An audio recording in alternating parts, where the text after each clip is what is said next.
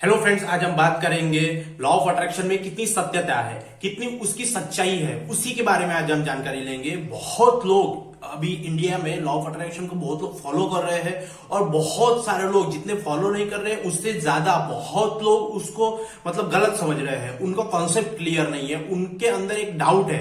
तो उसी डाउट को आज हम क्लियर करने के लिए विद प्रूफ के साथ में उसको दुनिया के रिलेट एक जो बातें हम आज डिस्कशन करेंगे उसको रिलेट करके आज हम इसमें डिस्कशन करेंगे कि लॉ ऑफ अट्रैक्शन में कितनी सत्यता है। अगर मैं एक लॉ ऑफ अट्रैक्शन का कोच हूं, मैं अगर लोगों को सिखाता हूं तो मुझे ये भी बताना पड़ेगा कि सिर्फ बातें बतानी नहीं पड़ेंगी, उनको ये भी एक प्रूफ दिखाना पड़ेगा कि कौन कौन दुनिया के बहुत बड़े बड़े लोग इसको फॉलो कर रहे हैं और क्या इसका रिजल्ट आ रहा है, उसी के बारे में आप जानकारी लेंगे। सबसे पहला एग्जांपल हम लेंगे न्यूटन का।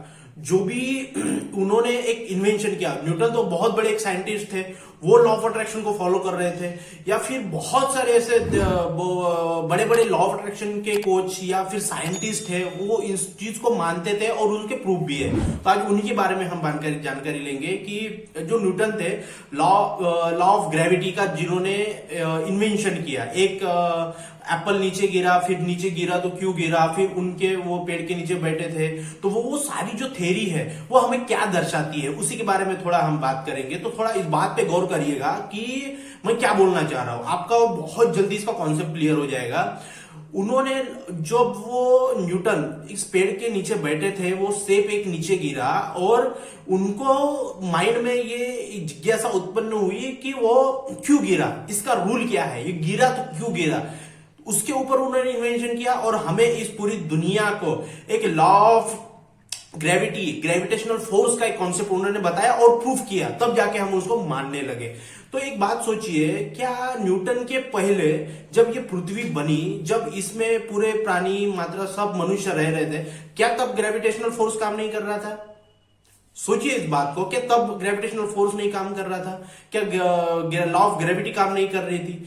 पर हमें पता नहीं था, तब भी था जब ये पृथ्वी बनी। जब ये पृथ्वी बनी तब भी इसमें लॉ ऑफ ग्रेविटी काम कर ही रही थी, आगे भी कर रही है, तब भी कर रही थी, इसके पहले भी कर रही थी। ये कॉन्सेप्ट क्लियर हो गया आपका? क्यों? क्योंकि हमारी जो बुद्धि है, जो बुद्धि हमें तार्किकता पे मानती है, ये जो माइंड है, सबकॉन्शियस माइंड, उसको प्रूफ चाहिए, जकड़ प्रूफ चाहिए, तब जाके वो उस चीज को मानने लगता है।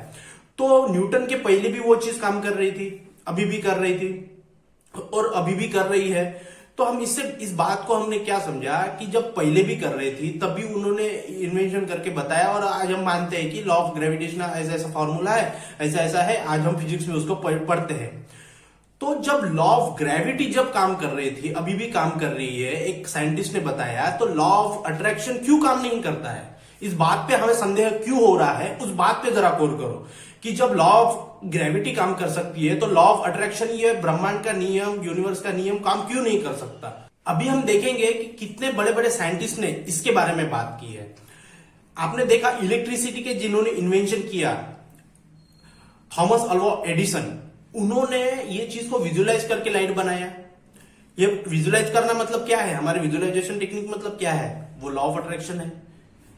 बहुत बड़े साइंटिस्ट उसका फॉलो कर रहे हैं। निकोला टेस्ला, आपको पता ही है, निकोला टेस्ला दुनिया के सबसे बहुत बड़े एक साइंटिस्ट रहे हैं।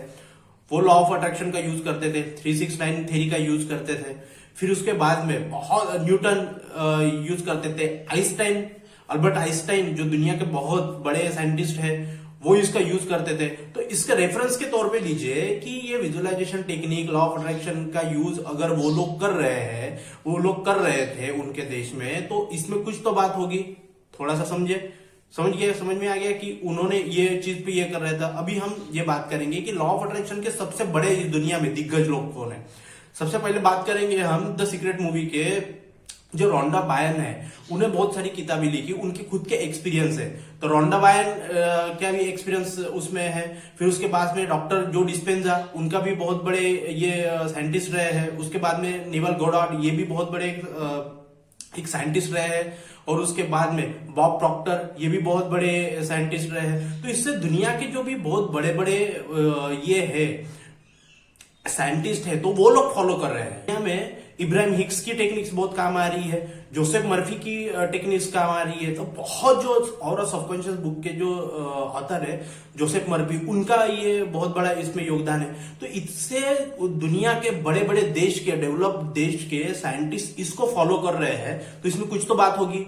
हम इसमें बैठ के एक रिचार्ज डाल के 250 का रिचार्ज डाल के हम लिख दे रहे हैं कमेंट में कि ये कुछ काम नहीं करता, ऐसा थोड़ी होता है, सोचने से सब कुछ मिल जाता तो ये होता है। भाई थोड़ा सबसे पहले इसका कॉन्सेप्ट तो समझो। अगर बहुत बड़े बड़े जो तुम आज 11th 12th में जो फिजिक्स पढ़ रहे हो, उसके साइंटिस्ट जिसने वो फॉर्मूला बनाया है, वो अगर लॉ ऑफ अट्रैक्शन को फॉलो कर रहा है यूज करके, तो इसमें कुछ तो बात होगी। थोड़ा तार्किकता इसमें लगाओ तो वो लोग काम कर रहे हैं। जैसे मैंने बहुत बड़े बड़े लोगों के साइंटिस्ट के नाम लिए, उनका थोड़ा रिसर्च करो, उन्होंने क्या बोला है। जो यूएस अमेरिका के जो साइंटिस्ट है वो इस पे काम करते हैं। तो दुनिया का सबसे अमीर आदमी इलॉन मस्क, वो इस थ्योरी को यूज करता है कि विजुअलाइजेशन टेक्निक को, लॉ ऑफ अट्रैक्शन को यूज करता है। उसके आप अगर पॉडकास्ट देखोगे, इलॉन मस्क के वीडियो देखोगे, तो वो बताता है कि ये चीज काम करती है। वो अगर निकोला टेस्ला को मान के इतना दुनिया का सबसे बड़ा आदमी बन सकता है, अमीर आदमी बन सकता है, तो इसमें कुछ तो बात होगी। फिर उसके बाद में बात करेंगे ओशो, आचार्य रजनीश, दार्शनिक ओशो, जिससे बहुत बड़े बड़े लोग डरते थे। उनकी एक तार्किक बुद्धि पे काम करते हैं, तो उनके आकर्षण का सिद्धांत पे बड़े बड़े प्रवचन है। अगर इसका ये जिसको बुद्धत्व प्राप्त था, ओशो को, जिसने हजारों बुक लिखी है, इतने बड़े बड़े प्रवचन दिया है, वो बंदा बोल रहा है कि आकर्षण का सिद्धांत काम करता है, अवचेतन मन की शक्ति के बारे में उसने प्रवचन दिए हैं, वो जाके सुनो।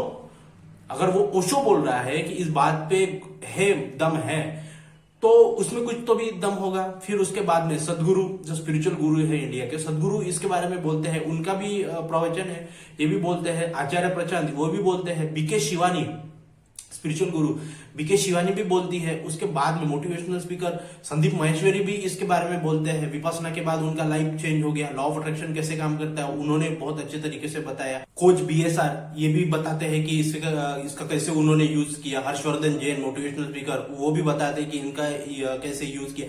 ये तो सारे लोग, जितने भी बड़े बड़े लोग इस चीज को फॉलो कर रहे हैं, इस चीज को रेफरेंस के तौर पे लेके अपने लाइफ में आगे बढ़ रहे हैं, तो इसमें कुछ तो दम होगा। हमने बात की स्पिरिचुअल गुरु, इसके बारे में बात कर रहे हैं, जो पढ़े लिखे हैं, उन्होंने बहुत बड़ी बड़ी ध्यान साधना की है, जिन्होंने इस ब्रह्मांड के साथ जुड़ने का, रहस्य खुलने का, जिनको तप साधना की है, तपस्या की है, वो लोग आकर्षण के सिद्धांत के बारे में बात करते हैं।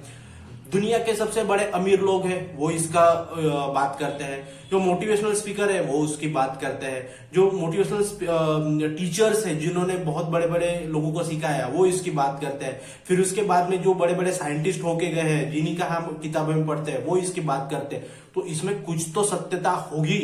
समझो, इस बात को समझो कि इसमें कुछ तो सत्यता होगी, तभी इतने बड़े बड़े लोग काम कर रहे हैं। अगर फिर हम अभी थोड़ा सा ये करके देख रहे हैं, नहीं इसमें कुछ नहीं होता, कुछ नहीं होता, तो तुम्हारा दिमाग उस चीज को सपोर्ट नहीं कर रहा है, उस चीज को हैंग मार रहा है तुम्हारा दिमाग। थोड़ा सा डेटा इधर का कम करो और उसके बाद में थोड़ा सा इसको थोड़ा सा जानने की कोशिश करो, जिंदगी बदल जाएगी। कितने सारे लोग हैं कि इसको मतलब बहुत यूज करते हैं। शाम मुजावदिया सर है, कितने जबरदस्त उनकी रियल स्टोरी है, सक्सेस स्टोरी है उनकी। आज कितना 15-20 लाख रुपए महीना कमा रहा है वो बंदा।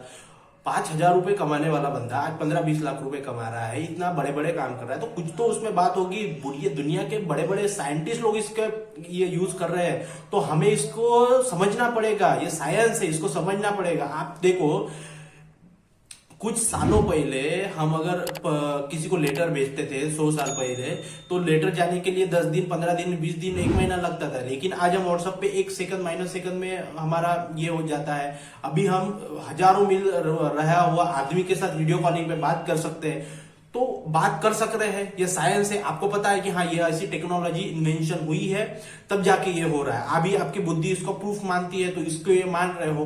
पर वही चीज आज जो हम मोबाइल में देख के एक दूसरे से बात करते हैं, इधर से उधर, उधर से उधर, अगर हमारे 200 साल पहले पीढ़ियों के इंसान को अगर ये मोबाइल दिखा है और ये ऐसा होता है, उधर का आदमी इधर दिख सकता है, बात कर सकता है, आवाज आ सकता है, ऐसा अगर बोलेंगे तो उनकी बुद्धि मानेगी ही नहीं। वो सीधा ये बोलेंगे कि ये जादू टोना है भाई, ये सही नहीं है। और दुनिया में अभी कभी ऐसा हो ही नहीं सकता कि कोई उधर का आदमी इधर डायरेक्टली बात करे और डायरेक्ट स्क्रीन पे दिखे, क्योंकि उनको वो पता ही नहीं है, उनके ब्रेन की उतनी पावर ही नहीं है कि वो जो चीज समझ पाए।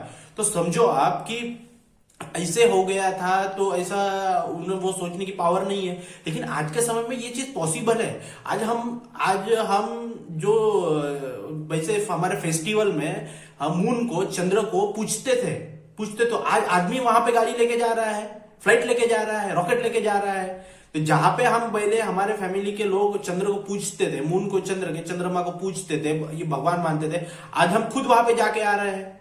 समझो आज भी इस बात को कि हम टेक्नोलॉजी कहाँ गई है।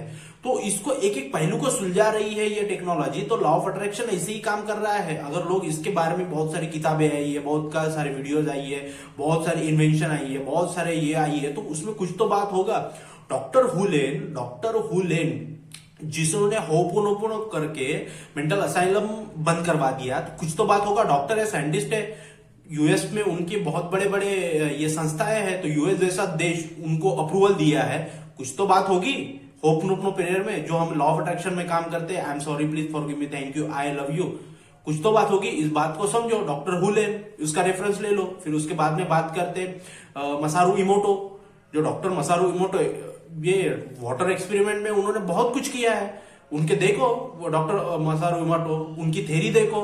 यूएस के इतने बड़े जो डॉक्टर है, उन्होंने इस पे अगर एक्सपेरिमेंट करके उनको अप्रूवल मिला है, पेटेंट मिला है, तो कुछ तो बात होगी।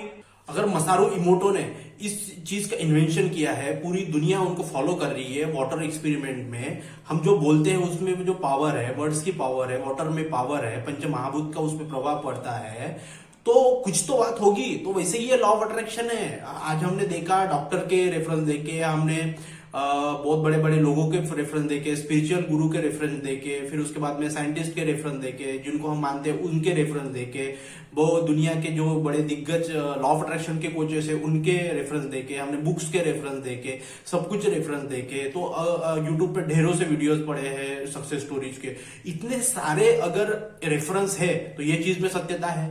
इतने सारे लोग झूठ नहीं बोल सकते, किसी के पास इतना टाइम नहीं है। ये एक सीक्रेटली लॉ ऑफ अट्रैक्शन का एक वर्ड बना दिया है हमने, लॉ ऑफ अट्रैक्शन। जैसे न्यूटन ने लॉ ऑफ ग्रेविटी का एक सेंटेंस बना दिया, वैसे ही हमने लॉ ऑफ अट्रैक्शन, आकर्षण का सिद्धांत, ऐसे उसको एक नाम दिया है। पर वो एक पावर, इस प्रकृति की पावर काम कर रही है।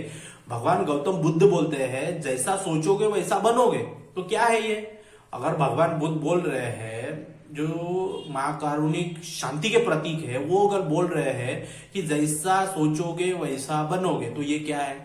That is a law of attraction. 2 Vipassana course किया हूं मैं 10-10 दिन के 2 विपासना कोर्स किया हूं, तप किया हूं, वहां जाके तपना है, ध्यान किया है, एक मेंटल अवस्था में जाके, अलग अलग ध्यान के अवस्थाओं में जाके देखा हूं। मैंने रियलाइज किया है कि बहुत सारी कुछ प्रक्रिया होती है, विपश्यना की संवेदनाएं महसूस किया है। तो वो चीज का यूज मैंने अपने लॉ ऑफ अट्रैक्शन में किया है, लाइफ में किया है, तो कुछ तो बात होगी, इसमें सत्यता होगी लॉ ऑफ अट्रैक्शन में।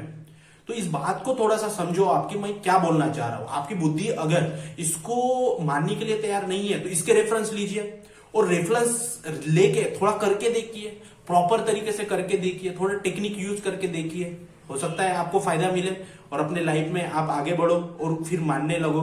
तो मैं as a coach law of attraction को कुछ सिर्फ मानने के लिए नहीं बोल रहा हूं, हम तो बोल रहे कि मैं जो सिखाता हूं वो चीजें आप फॉलो करो, अप्लाई करो, फिर उसके बाद मानो।